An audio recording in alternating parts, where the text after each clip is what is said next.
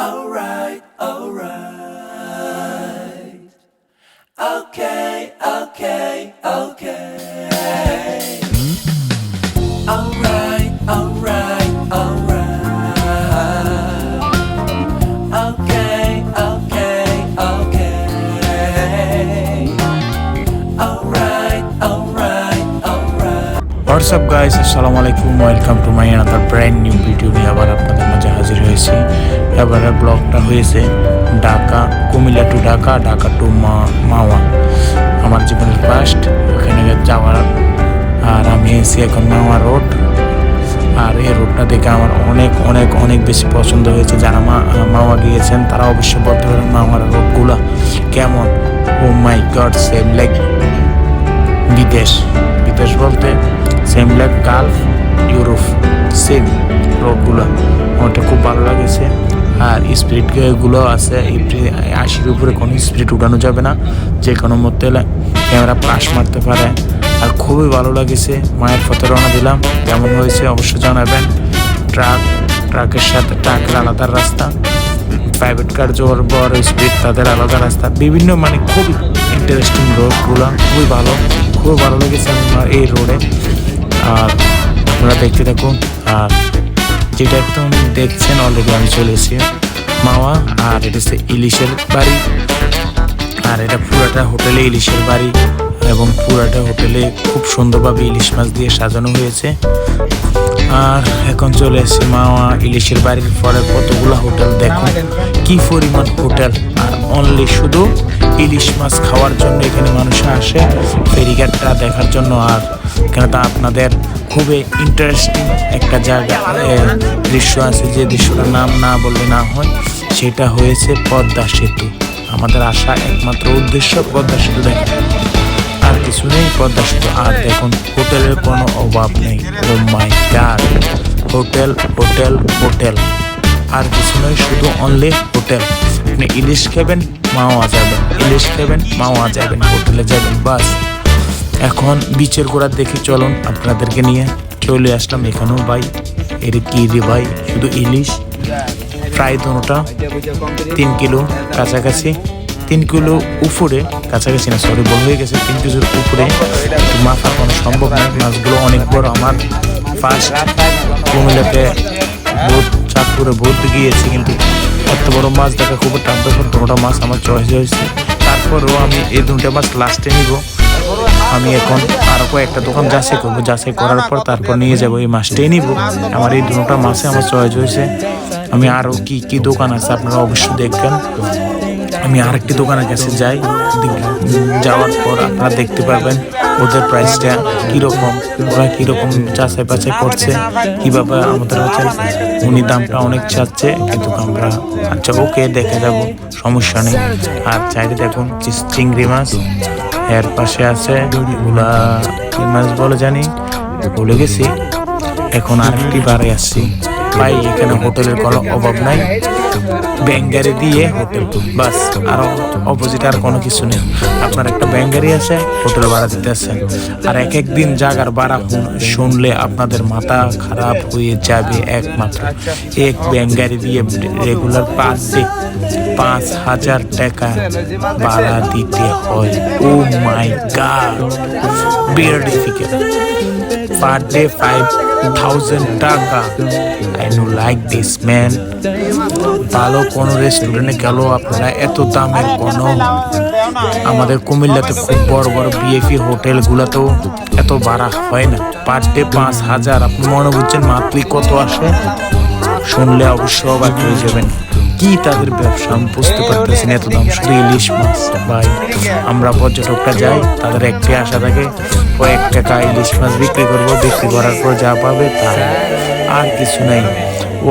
অসম জায়গাটা হয়েছে। আমি খুব পুরোটা জায়গায় ঘুরছি। দেখুন ইলিশ মাছগুলো এক একটা বক্সের মধ্যে এক এক রকমের ইলিশ মাছ। কেউ বলছে এটা চিটাঙ্গা ইলিশ, কেউ বলছে চাঁদপুরা ইলিশ, কেউ বলছে পদ্মার ইলিশ। বুঝতে পারি না, আমরা তো ইলিশ চিনি না, সেই কারণে যে যেটা বলছে সেটাই আমরা বিশ্বাস করতেছি। আর আমরা 4-5 জন অলরেডি গিয়েছি, এক একজন এক এক জায়গায়। তখন রাত 2টা, পদ্মার পারে। আমরা চিন্তা করছি রাত 2টার সময় মাছটা কিনে ব্যান্ড রাতের ভাত খেতে হবে। এই কারণে অলরেডি আমরা মাছটা কেনার জন্য পদক্ষেপ নিলাম। আমরা মানুষ 6 জন, মেবি 2টা ইলিশ নিলে চলবে। তো 2টা ইলিশ আমরা নিয়ে যাব লাস্ট মুহূর্তে। ইলিশ মাছগুলা এখানে হবে না, আমি পাশ দিয়ে 2টা ইলিশ দেখেছি, সে 2টাই আমি নিব আশা করেছি। দুটা ইলিশের দাম আমি প্রায় 3000 বলে আসছি, দেখা যাও দেয় কিনা উনি, মেবি দিবে না, তারপরে বলা আসার কথা দিয়েছি বাস। আর একটা দোকান আসছে, দেখি তখন ওকে আর বেশি কথা বলবো না, বেশি কথা বললে বেশি মাথা নষ্ট হয়ে যাবে। আপনারা দেখুন মাওয়া বিভিন্ন জায়গায় বিভিন্ন দূর দূরান্ত থেকে মাওয়া আসে মানুষের ট্যুর করার জন্য, আর আমি তো ট্যুর করি না এবং কি blog.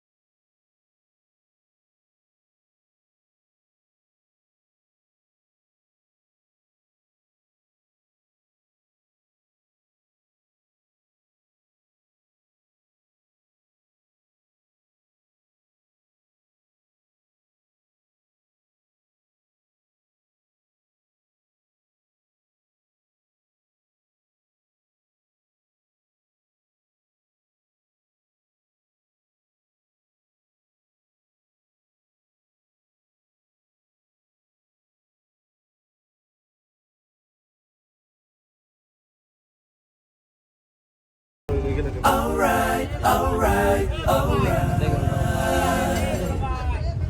Okay, okay, okay. Alright, alright, alright. Okay, okay, okay. Alright, alright, alright. Okay, okay,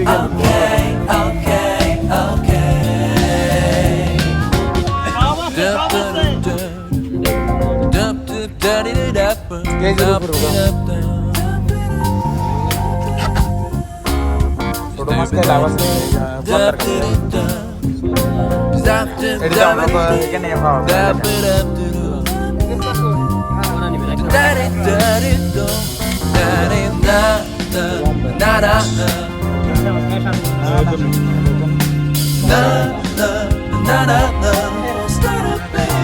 You'll be alright.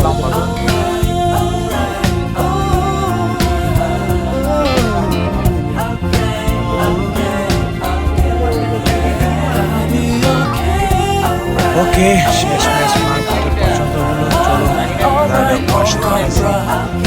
আর তাদের পিচিংটা দেখতে দেখো, সরিষার তেল দিয়ে পাক করানো হয়। তাদের পিচিং রুম অনেকটা ওপেন, খুবই ভালো লাগলো।